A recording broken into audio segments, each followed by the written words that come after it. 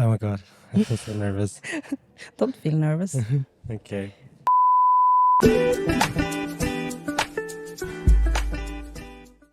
Hi everyone, welcome to the very first episode of Returning to Bolivia.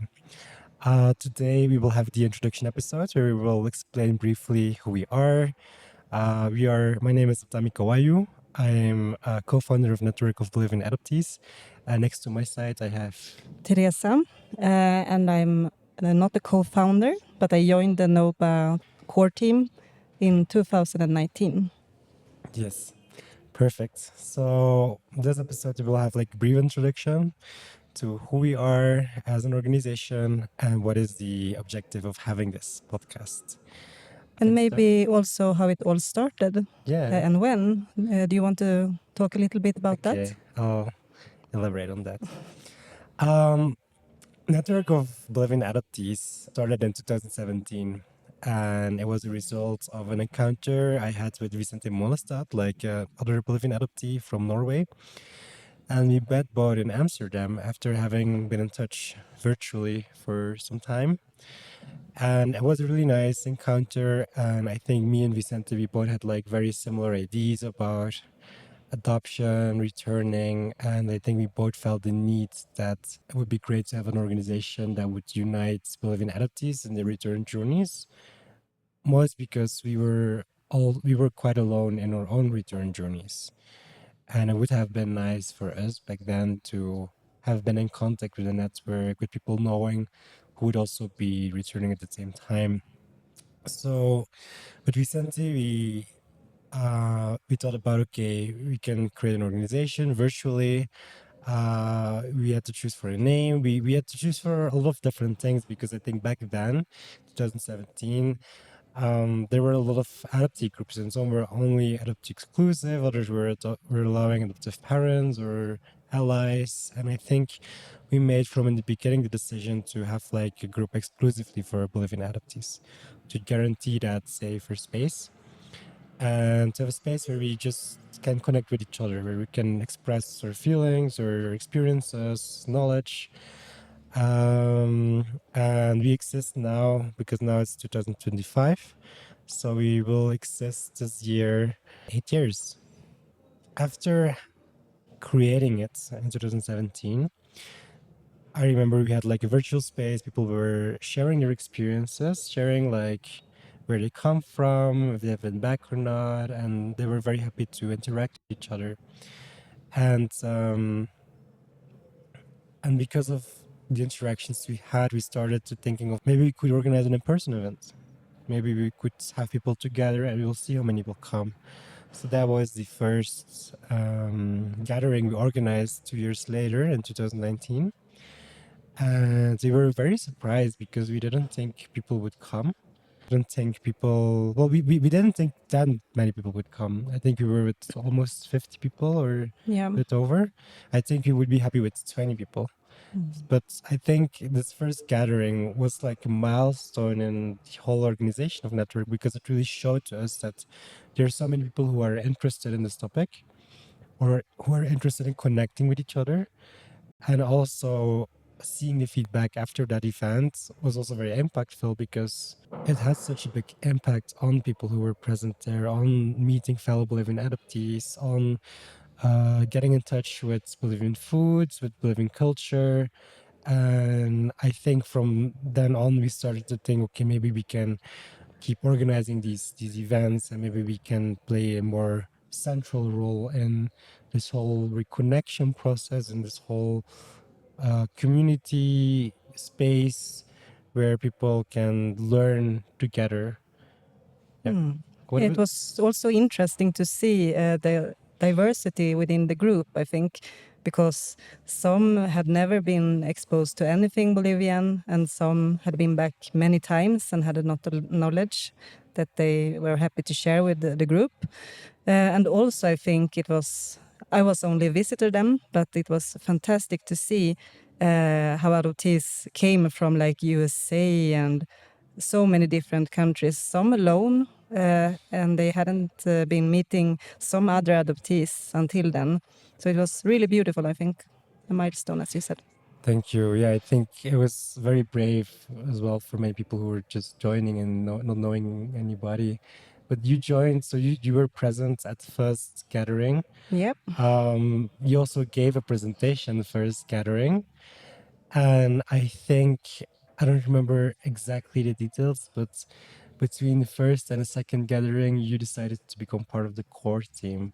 Could you perhaps explain why you were interested in becoming part of the core team, and and maybe from then on how your engagement to network has been in the core team? Yeah, of course. Yes. First of all, the most important thing for me when I found the group in like Facebook, I think, was that it was exclusively for adoptees, because back then in Sweden we had a shared group for Bolivian adoptees and their adoptive parents.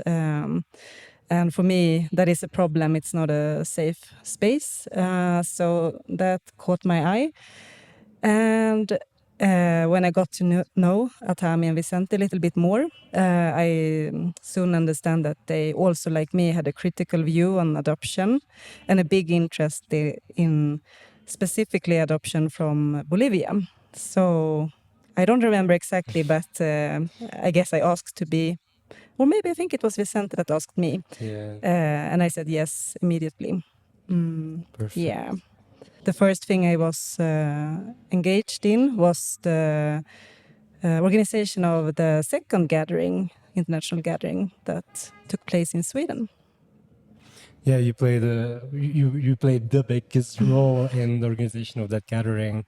And I think to summarize, because then after the gathering in Sweden, we organized one in Italy, Germany, and we organized in total like 4 gatherings.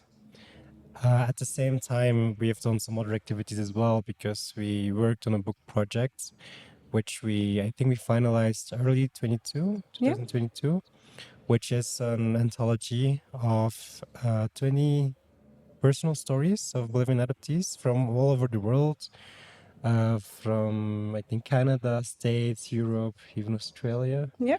From all kind of ages. From I think the youngest was 16 when she wrote her piece, and I think the oldest somewhere in her mid. Maybe it was me.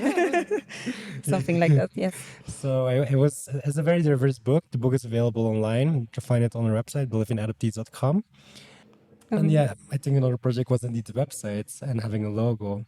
So we do have a website where we have some bit of history, bit overview, but I think for us it's like some kind of space where we just create pages to store information. Yeah. Although I think a challenge is that we are a smaller group when compared to bigger groups from bigger countries of origins with much more adoptees, but we try what we can. And I think the podcast is another project we are currently developing. Yeah, and let's not forget about Bolivian Monday talks that we have had many of during the years, when, once a month, more or less, we have a topic and invite people to do presentations on the theme, and discuss questions and themes that are important for us as a group. I think it's appreciated. And since this year we're quite active on Instagram, thanks to Lucia from France, who is managing the Instagram page. So we try to do what we can, and I think for us it's important to stay in touch with the community, but also to stay in touch with other adoptee communities and Bolivian diasporic communities.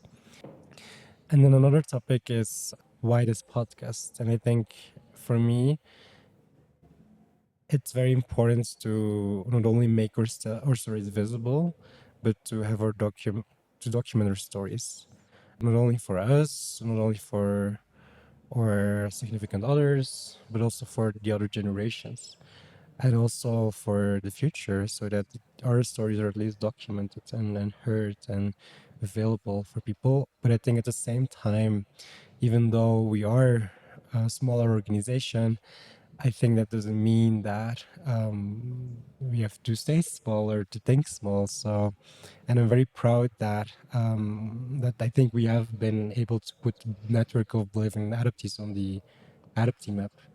I think we are an organization just because of our international character, because we're not based in one particular country. That it also really helps that in several European countries, we exist. I think on social media people know we exist. But I think also, and that's also what I really like, and I think also that's what I believe at least, that this podcast tries to engage with, is like to position ourselves also as part of the Bolivian diaspora community. Because we are Bolivians, we have a migration background of migrating to Europe voluntarily or involuntarily, but there are so many similarities, and especially when talking about return, we will of course during this podcast touch upon different topics like people who are searching or have found their families, but also people who are returning with children perhaps, or every return has perhaps a different angle, and I think we want to visibilize those stories as well, to show like the diversity of like what return can entail, but also the challenges in that. And if people can relate to that, we were just very happy that maybe it could be some kind of resource of support or something. I don't know if you have any thoughts about that as well, or No, I think it's a really important project. It's this project with a podcast is based here in Bolivia, so I'm more of a guest in that sense. But yeah, I think it's a really, really good project that could help a lot of people wanting to return, or just want to relate to other people's stories. yeah, thank you. And I think also like when we talk about return, this podcast is based in La Paz, Bolivia. And initially, like, we were just starting. So, people who are coming to La Paz, Bolivia, we are very happy to invite them to be on this podcast. But we don't know, like, how many Bolivian adoptees will be able to return or to be in La Paz. So, maybe we might have some virtual conversations as well, maybe in the future.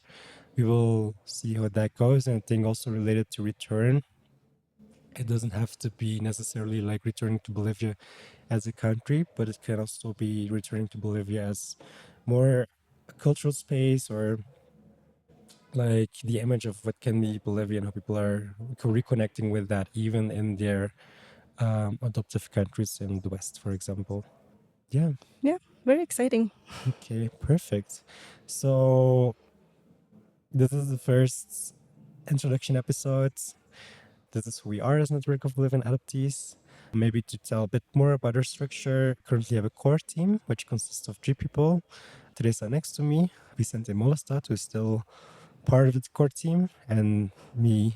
And in addition, we work very close with the community, but actually also with 2 people in particular, which is Lucia, who is the social media manager, and who is Carla Calderon, who is playing also like a very significant role in the DNA project we are also doing.